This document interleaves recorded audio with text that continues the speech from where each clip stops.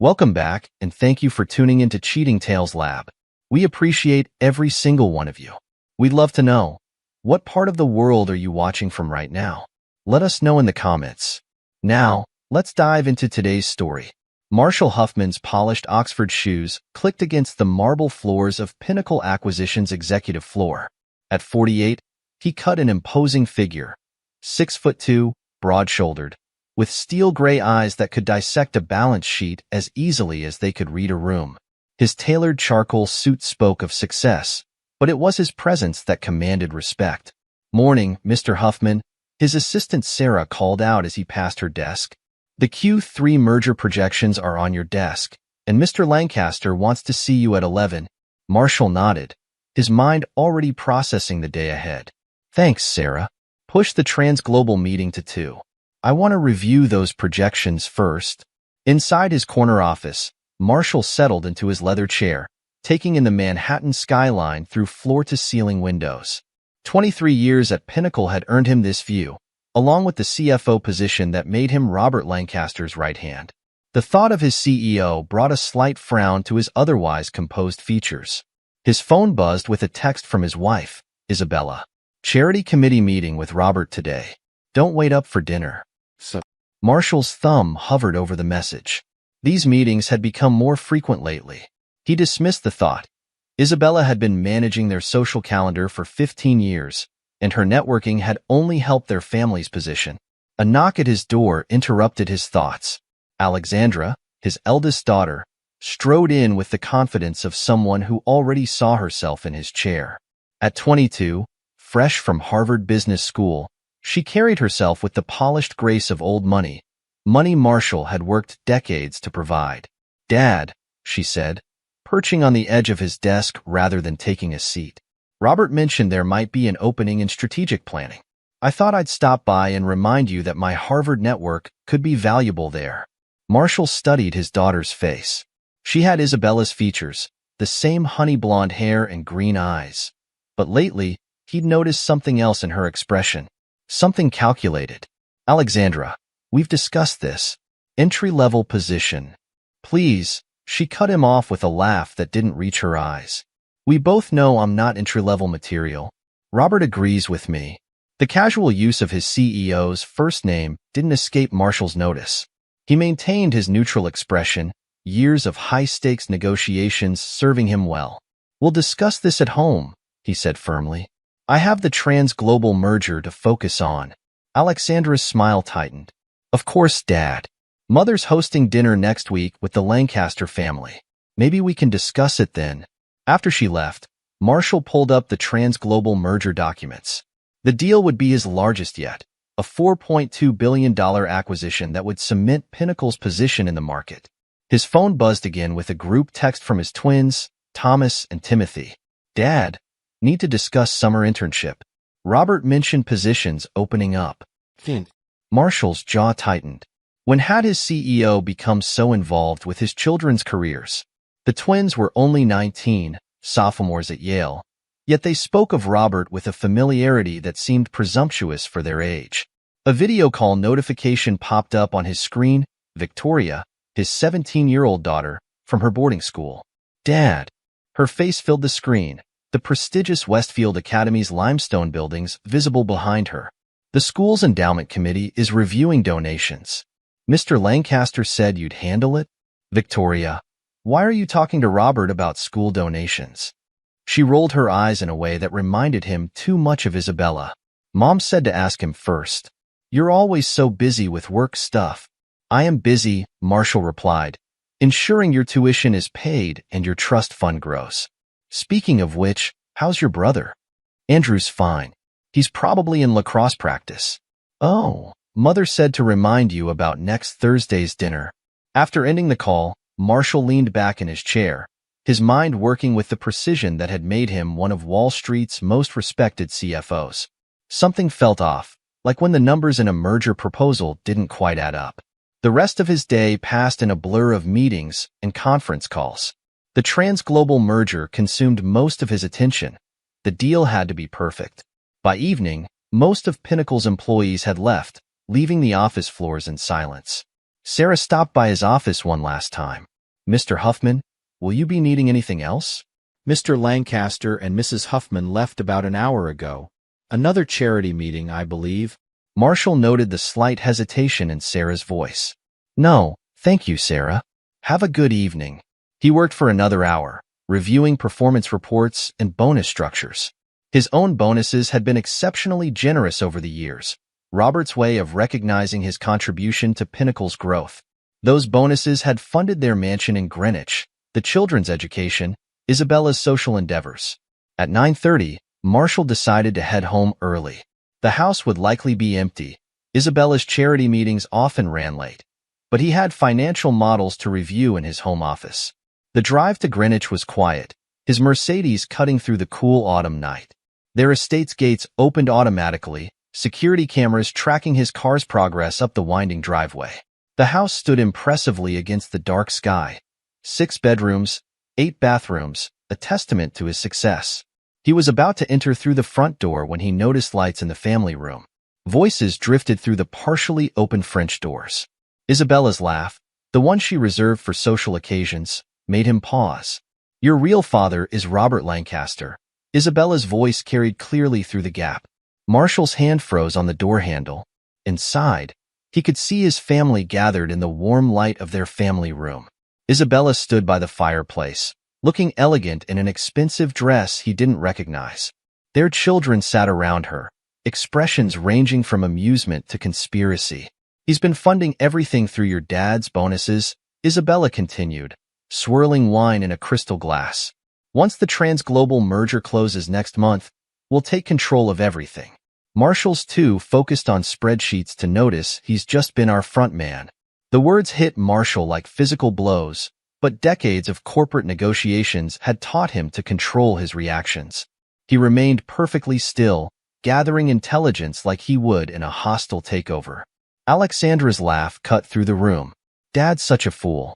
He actually thinks he earned those bonuses. Robert showed me the real books. Every penny was planned. Your father, Isabella emphasized the word with mock sweetness, has been useful. His financial expertise made everything look legitimate. The board trusts him completely. But why keep him around so long? Thomas or Timothy asked. Marshall couldn't see which twin had spoken. Because, darling, Isabella's voice dripped with condescension. Marshall's reputation is impeccable. No one questions his financial decisions. Robert needed that credibility. And the merger? Victoria's voice now, eager to be part of the adult conversation. Will be our masterpiece.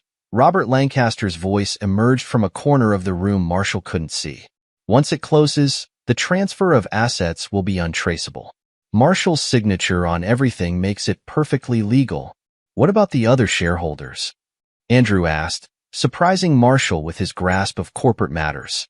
Robert's laugh was cold. They'll be too busy dealing with the merger's fallout to notice where the money went. By the time anyone realizes what happened, we'll be settled somewhere without extradition treaties. And Marshall? Isabella asked, an edge to her voice that Marshall had never heard before. We'll take the fall, Robert replied casually. His signatures are on everything. The board will assume he orchestrated the whole thing. Quite poetic, really. The trusted CFO betraying everyone. Alexandra's Harvard connections will help smooth the transition, Isabella added proudly. No one will question her taking over his position afterward. We've planned everything perfectly. Marshall watched his oldest daughter beam at the praise. The Harvard Alumni Association already thinks I'm following in Dad's footsteps. They have no idea whose footsteps I'm really following. The twins high-fived each other.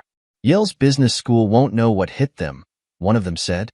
Robert's donations guaranteed our spots. When do we tell him? Victoria asked, sounding younger than her 17 years. Tell him? Isabella laughed. Oh, darling, Marshall won't need to be told anything. Once the merger closes, everything will happen so fast he won't know what hit him. Robert has arranged for certain irregularities to be discovered. Marshall's reputation will be destroyed so thoroughly, no one will believe a word he says. The timing has to be perfect, Robert added. The transglobal merger is complex enough that any financial discrepancies will be buried in the details. Marshall's own thoroughness works against him. He's documented everything so meticulously that his signature on the fraudulent documents will be unquestionable. Marshall had heard enough. With the same silent precision he used in corporate takeovers, he withdrew from the door. His mind was already cataloging information, forming strategies, identifying weaknesses in their plan. He made his way to his home office, careful not to make a sound. The room was his sanctuary, a place where he had structured countless deals, orchestrated mergers that had made Pinnacle a powerhouse. Now it would serve a different purpose. Logging into his secure terminal, Marshall began pulling up records. Years of transaction histories, bonus payments, offshore transfers, everything he had overseen as CFO. But now he looked at them with new eyes, seeing the pattern he had missed. Each major merger had corresponded with substantial bonuses to his accounts. Those bonuses had then been quietly transferred to shell companies, companies he now recognized as being controlled by Isabella. Robert had used Marshall's legitimate merger work as cover for massive fraud, while secretly transferring company assets through Marshall's bonuses into accounts his wife controlled. The scheme was brilliant in its simplicity. Marshall's reputation for financial integrity had made him the perfect unwitting accomplice. Every successful deal he closed for Pinnacle had been used to hide their fraudulent transfers. His own legitimate earnings had masked the illegal flow of funds. More disturbing were the documents he found regarding Alexandra. His daughter's Harvard admission, her internships, her entire career path, all had been orchestrated by Robert and Isabella. They had been grooming her to take over Marshall's position after the merger, using her Harvard connections to legitimize the transition. The transglobal merger would be their masterstroke. Marshall could see it clearly now. The complex transaction would provide cover for the largest asset transfer yet. By the time anyone unraveled the details, Robert and Isabella would be gone, along with billions in company assets.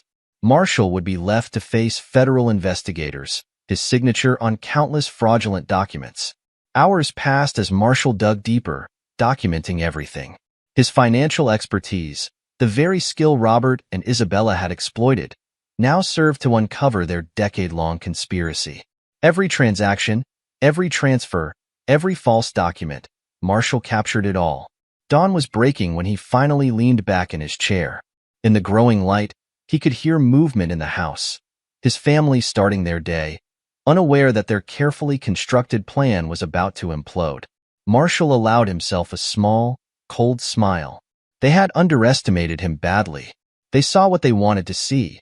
The predictable CFO, too focused on spreadsheets to notice their betrayal. They forgot that those same spreadsheets had helped him orchestrate some of the most complex corporate takeovers in recent history. A knock at his office door. "Dad," Alexandra's voice. "You're home early. Mother said you had a late meeting."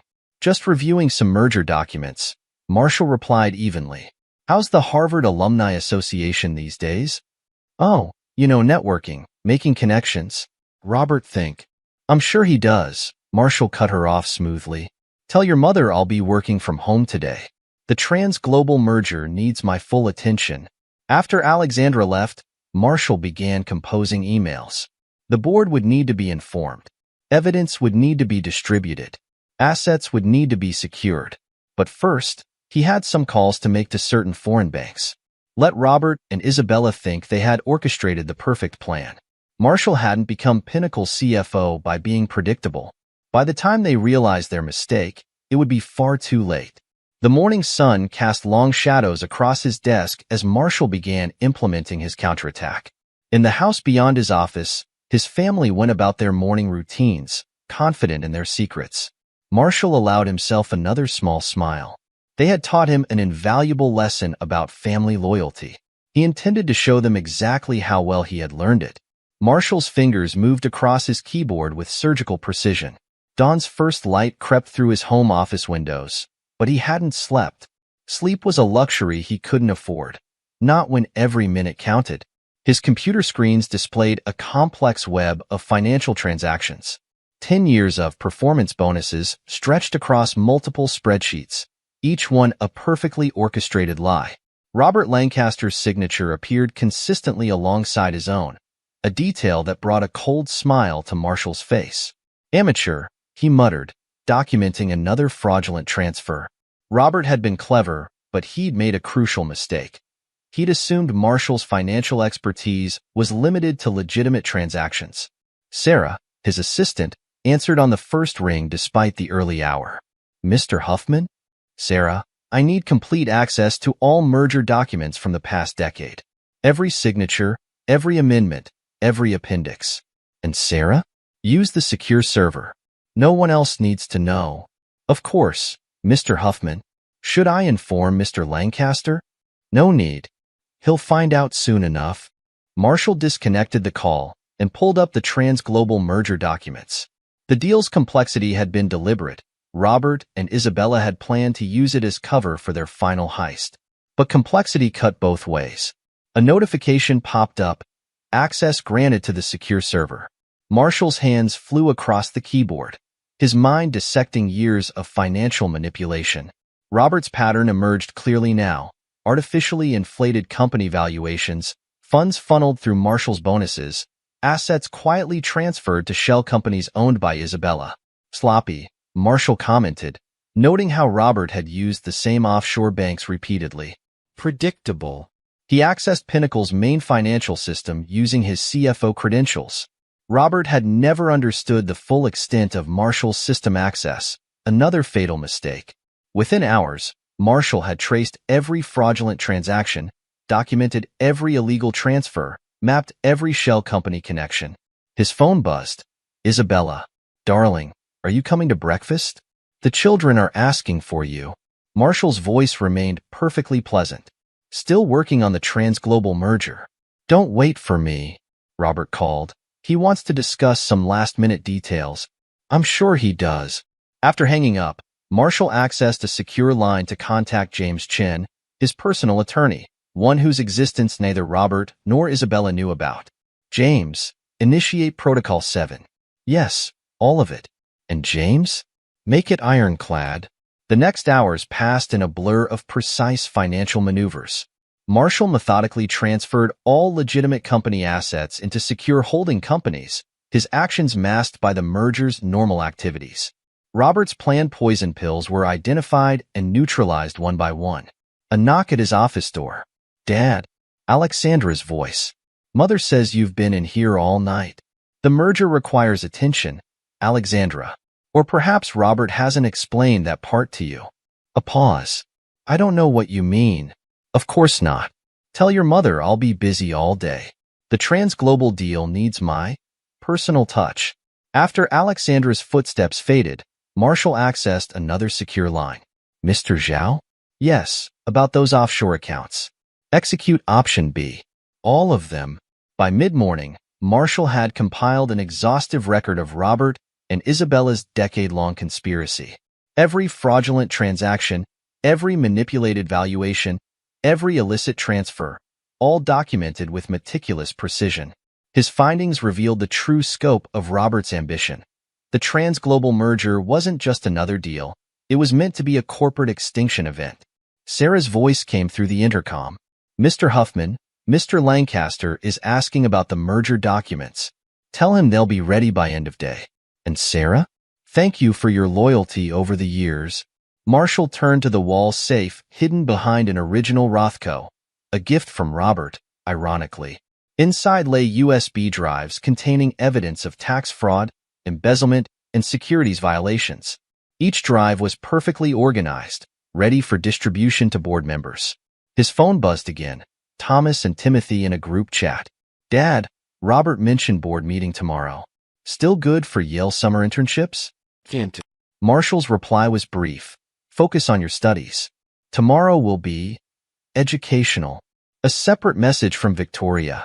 "Dad, Mother says you're being difficult about the merger. Robert think." He cut off the message. His youngest children, Victoria and Andrew, would learn soon enough about their mother's true nature. By afternoon, Marshall had discovered something even more damning. Robert hadn't just been documenting the fraud. He'd been keeping detailed records of Isabella's involvement, obviously planning to use it as leverage. The records included Isabella's parallel schemes at their children's private schools, where she'd been embezzling from charity foundations she managed. Protecting himself while betraying her, Marshall noted. How appropriate. He accessed another secure line. Agent Phillips? Yes, it's time.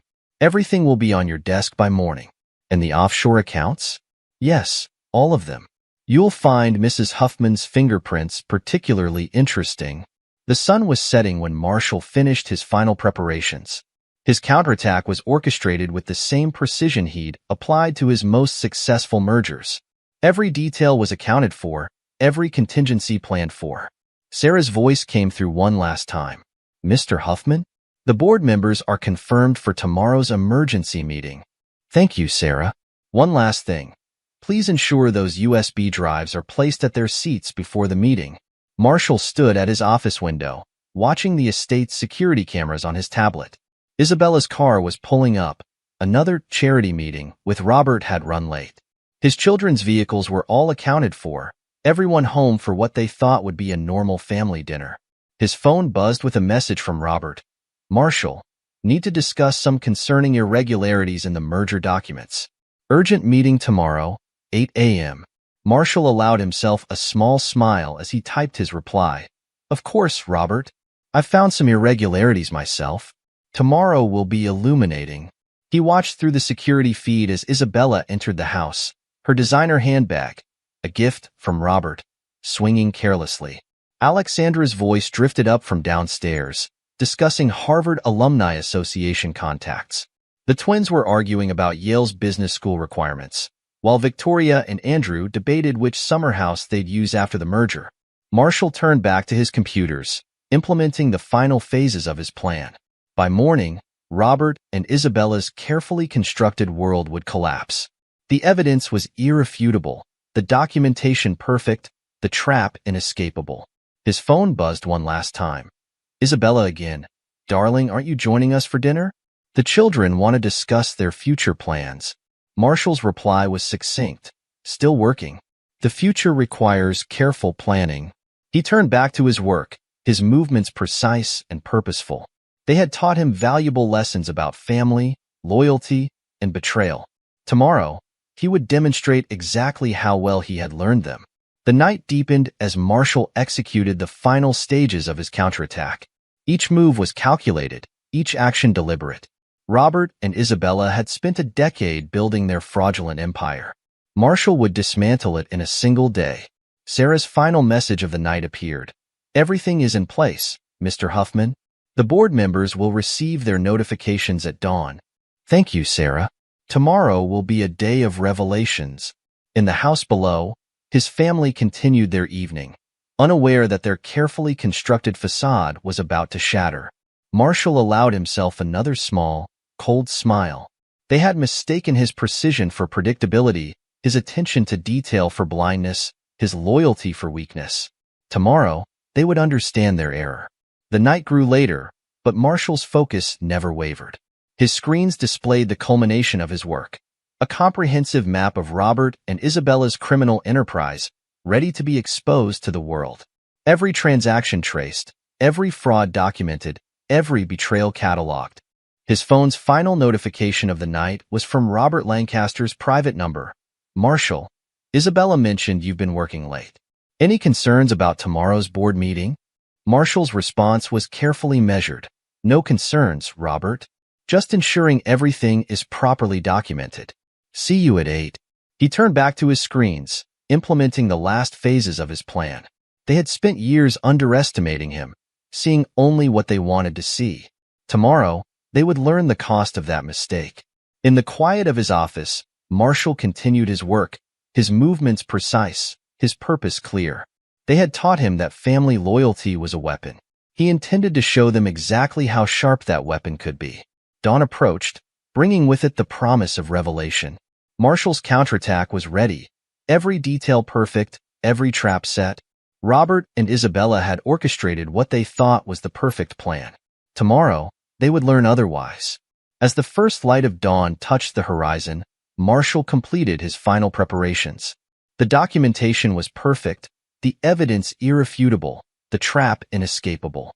In a few hours, the board would convene, and the carefully constructed illusion of the past decade would shatter. His phone lit up with one last message from Isabella. Darling, you've been in there all night. The children are worried. Marshall's reply was brief.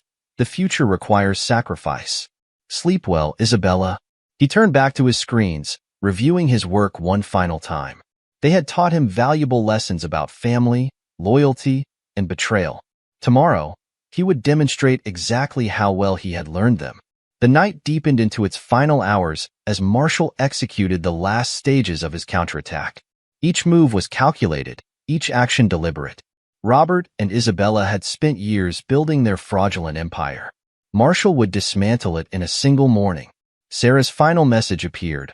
All preparations are complete, Mr. Huffman. The board members will receive their notifications at dawn. Thank you, Sarah. Tomorrow will be a day of reckoning. In the house below, his family slept peacefully, unaware that their carefully constructed world was about to collapse.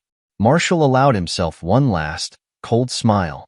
They had mistaken his precision for predictability, his attention to detail for blindness, his loyalty for weakness.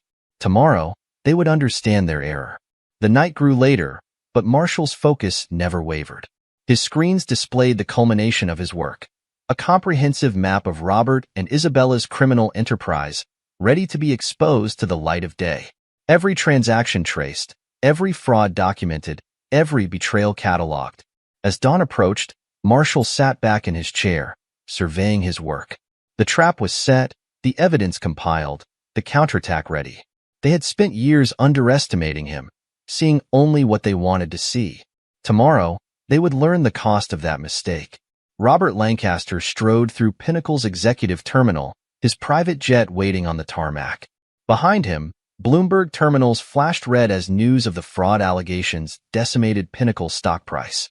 The trans-global merger was imploding spectacularly, exactly as Marshall had planned. Mr. Lancaster, his pilot, James Wilson, greeted him at the terminal. Weather looks clear to the Caymans.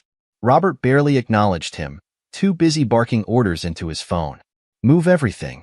I don't care about the fees. Empty all the accounts now. Problems, sir? Wilson asked, taking Robert's briefcase. Just fly the damn plane, Wilson. What Robert didn't know was that Wilson had been Marshall's plant for years, placed specifically for this moment.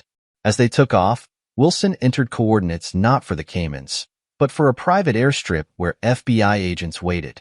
Meanwhile, at the Greenwich estate, Isabella frantically dialed numbers on her phone. What do you mean the accounts are empty? She screamed at her Swiss banker. Check again. Madam Huffman, the accounts were cleared 3 days ago. Mr. Lancaster's orders. Isabella's perfectly manicured hand trembled as she opened her laptop, accessing the offshore accounts one by one. Each login revealed the same truth. Robert had betrayed her. Her phone buzzed with a text from Robert. Sorry, darling. Business is business. On her screen, a new email appeared from Marshall's attorney. The subject line, Prenuptial Agreement, Section 7.4. In downtown Manhattan, Alexandra burst into tears as the Harvard Alumni Association rescinded her job offer. Due to emerging allegations of academic fraud, the twins weren't faring better. Yale's Dean of Admissions had some pointed questions about their acceptance and certain donations made by Robert Lancaster. Victoria and Andrew huddled in their respective boarding school dormitories, watching their family's disgrace unfold on national news. Marshall observed it all from a secure location, his laptop displaying multiple feeds. Robert's plane changing course, Isabella's failed bank logins, the federal agents swarming their estate. Mr. Huffman, Agent Phillips reported via secure line. Mr. Lancaster's plane is being diverted now. Would you like to watch the arrest? No need, Marshall replied. Send me the paperwork when it's done. 3 months later, Marshall sat in his new office, the CEO's suite at Pinnacle Acquisitions. The board's vote had been unanimous. After all, he had saved the company from complete destruction. Robert Lancaster's federal indictment made for interesting reading. Securities fraud, tax evasion, conspiracy. But it was Isabella's charges that drew Marshall's attention. Her charity foundation schemes had been more extensive than anyone suspected. Mr. Huffman, his new assistant, announced, the FBI has more questions about Mrs. Huffman's activities at the children's schools. Send them everything, Marshall replied. Every donation, every transaction. The evidence was damning. Isabella had been running parallel embezzlement schemes through various school charity foundations, using her position on their boards to siphon millions. In the federal detention center, Robert Lancaster was learning the cost of betrayal. His fellow inmates didn't take kindly to someone who had planned to leave thousands jobless. Isabella's arrest made headlines. Charity Queen's empire of fraud exposed. Her social circle evaporated overnight. The same people who had attended her lavish fundraisers now pretended they'd never known her. Alexandra faced her own reckoning at Harvard. The Academic Review Board had some uncomfortable questions about her admission and subsequent performance. The twins watched their Yale careers crumble as evidence of Robert's illegal donations emerged. Their trust funds, frozen by federal investigators, revealed a web of fraudulent transfers. Victoria and Andrew struggled with a different kind of loss. Their entire family narrative had been a lie. Marshall implemented sweeping changes at Pinnacle. New anti-fraud measures, transparent accounting practices, ethical oversight committees. The company's stock price responded positively to each reform. 1 year later, Marshall stood at a podium, accepting the Corporate Ethics Leadership Award. Pinnacle's value had tripled under his leadership. The company had become a model of corporate transparency. Integrity, he told the audience, is not negotiable. His eyes swept over the crowd, noting the absent faces of his former family. Alexandra was fighting to keep her Harvard degree. The twins had been expelled from Yale. Victoria and Andrew were learning harsh lessons about trust and betrayal. Robert watched the ceremony on prison TV, his 30-year sentence stretching before him. Through his cell window, he could see the sign of his former car dealership, now Marshall's Corporate Ethics Foundation headquarters. Isabella, awaiting her own trial, discovered the final irony of her betrayal. The prenuptial agreement she had insisted on, meant to protect her assets, now prevented her from claiming any of Marshall's legitimate wealth. Your Honor, her lawyer argued in court, Mrs. Huffman's charitable work. You mean her systematic embezzlement from school foundations? The judge wasn't impressed. Marshall's foundation became a leader in exposing family-based corporate conspiracies. Its first case study, the bonus plan, became required reading at business schools. The story of how one family's greed nearly destroyed an empire, and how integrity ultimately triumphed, served as a warning to corporate America. Marshall's name became synonymous with ethical leadership, while Robert and Isabella became cautionary tales. In his CEO's office, Marshall reviewed the final numbers. Pinnacle had emerged stronger, more transparent, more valuable. His revenge hadn't just been complete, it had been profitable. Mr. Huffman, his assistant called. The prison warden is on line 1. Mr. Lancaster is requesting a meeting. Marshall's response was simple. No comment. He turned back to his work, the Manhattan skyline stretching behind him. They had taught him about family, loyalty, and betrayal. He had taught them about consequences. The Corporate Ethics Leadership Award sat on his desk, its inscription catching the light. To those who choose integrity over family loyalty when the two conflict, Marshall had made his choice. The empty chairs at his family table spoke louder than any revenge could have. Epilogue, the final ledger. 5 years later, Marshall Huffman stood at the floor-to-ceiling windows of his penthouse office in the newly renamed Huffman Tower, formerly Pinnacle headquarters. At 53, his success had only amplified his commanding presence. The Wall Street Journal on his desk carried the headline, Huffman Ethics Foundation expands global reach, corporate watchdog sets new standards. His intercom buzzed. Mr. Huffman, the prison warden is on line 3. Put him through. Marshall's voice remained as measured as ever. Mr. Huffman, Robert Lancaster is requesting another meeting. He claims to have information about additional offshore accounts. Tell him what you've told him the last dozen times. All communications go through the foundation's legal team. The warden cleared his throat. He's not doing well, sir. The appeal denial hit him hard. Neither are the thousands whose pensions he tried to steal, Marshall replied. Anything else? No, sir. Thank you for your time. Marshall pulled up the foundation's latest report on his tablet. Robert Lancaster's fall had become their most comprehensive case study. 5 years into his 30-year sentence, the former CEO had aged decades. His attempts to bargain his way to a reduced sentence had failed consistently, each appeal revealing new layers of his fraud. The maximum security wing of federal prison was a far cry from his former penthouse. The only view from his cell was the gleaming headquarters of the Huffman Ethics Foundation, formerly his prized luxury car dealership. The foundation's illuminated sign served as a nightly reminder of his downfall. Sarah, Marshall's longtime assistant and now the foundation's COO, entered with a stack of reports. The latest from the Isabella Lancaster case, sir. Marshall noted the name change. Isabella had reverted to Lancaster after the divorce, a final act of desperation that backfired spectacularly. The prenuptial agreement she'd insisted on had worked exactly as intended, just not in her favor. How's she enjoying house arrest? Marshall asked, though he already knew the answer. The ankle monitor doesn't match her designer wardrobe, Sarah replied with a slight smile. The latest appeal was denied. Her legal team tried to argue that the charity foundation embezzlement was Robert's idea, and the evidence showed otherwise. Your documentation was flawless, as usual. The judge particularly enjoyed the recordings of her bragging about fooling the school boards. Isabella's fall from grace had been absolute. After serving 3 years in federal prison for fame, the twins, Thomas and Timothy, had faced their own reckonings. Yale's expulsion had led to a series of increasingly desperate attempts to trade on their former connections. Their trust funds, revealed to be built entirely on fraudulent transfers, had been seized and redistributed to Pinnacle's Victim Compensation Fund. Thomas tried to contact the foundation again, Sarah continued. He's offering to speak at our corporate ethics seminars.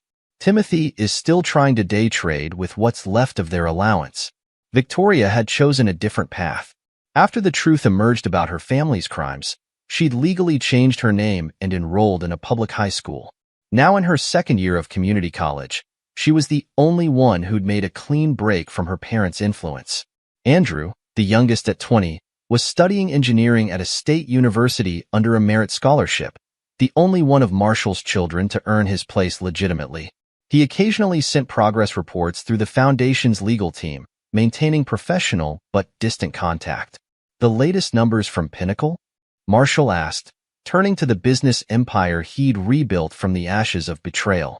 Sarah projected the quarterly report onto the wall screen. Under Marshall's leadership, Pinnacle had become a model of corporate transparency and ethical governance. The stock price had quadrupled, the workforce had grown by 30%, and the company's ethical business practices had set new industry standards. The SEC is using our compliance framework as a template, Sarah noted. 3 other Fortune 500 companies have adopted our transparency protocols. Marshall nodded, turning to another matter. The Lancaster family's last attempt to access the offshore accounts? Failed spectacularly. Your early warning to the Swiss authorities proved invaluable. Robert's hidden transfers to his personal accounts were tracked and seized. Isabella's attempts to claim ignorance of the accounts backfired when our documentation showed her signature on the original paperwork. The foundation's legal team had systematically dismantled every attempt by Robert or Isabella to salvage any part of their stolen fortune. Each appeal, each legal challenge, each desperate plea had only served to strengthen the case against them. Marshall's phone buzzed with a news alert. Lancaster charity fraud. New evidence reveals deeper conspiracy. The article detailed how Isabella's embezzlement from school foundations had begun even before her marriage to Marshall, a fact she'd hidden from everyone, including Robert. Your speech for next week's Ethics and Leadership Conference? Sarah inquired. Done. No mentions of names, as usual. The facts speak for themselves. The foundation had grown beyond even Marshall's initial vision. What started as a watchdog organization had evolved into a global authority on corporate ethics and family-based fraud prevention. Their case studies were taught at business schools worldwide, with the bonus plan remaining their most compelling example. A notification popped up on Marshall's screen, a message from Agent Phillips, now the FBI's Deputy Director of Financial Crimes. Thought you'd want to know. Robert tried to broker another deal. Claims he can expose Isabella's earliest frauds in exchange for a transfer to minimum security. We declined. Marshall's reply was brief. As expected, the Foundation's investigation had already uncovered those frauds, along with evidence that Robert had known about them from the beginning.